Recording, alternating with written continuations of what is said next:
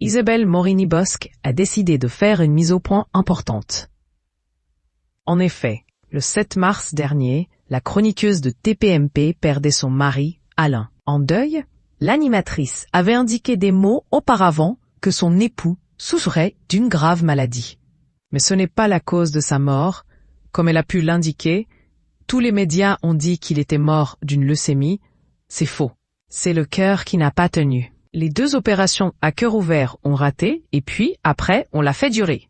Mais ce n'était pas prévu que ça arrive là. Ça allait plutôt mieux. Il continuait à faire des sudoku, des mots fléchés, a-t-elle indiqué sur le plateau de Buzz TV. D'ailleurs, Isabelle Morini-Bosc a décidé de faire quelques confidences au sujet de sa vie passée avec son homme.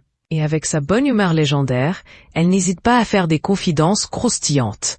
On a toujours beaucoup échangé. On a toujours beaucoup ri ensemble. Comme à l'horizontale, il était plus performant que je ne méritais.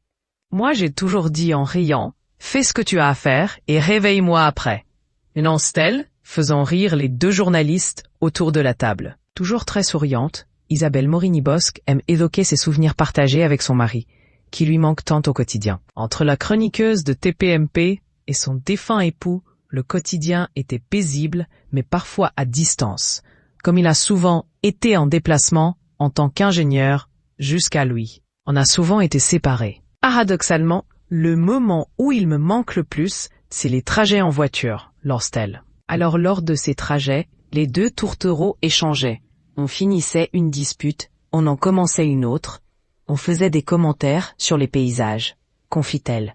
Aujourd'hui, Isabelle Morini-Bosc, en deuil, doit affronter le quotidien seule. Elle peut toutefois compter sur la présence et le soutien de ses amis de Touche pas à mon poste qui ont manifesté beaucoup de compassion à son égard, dès la mort de son mari Alain.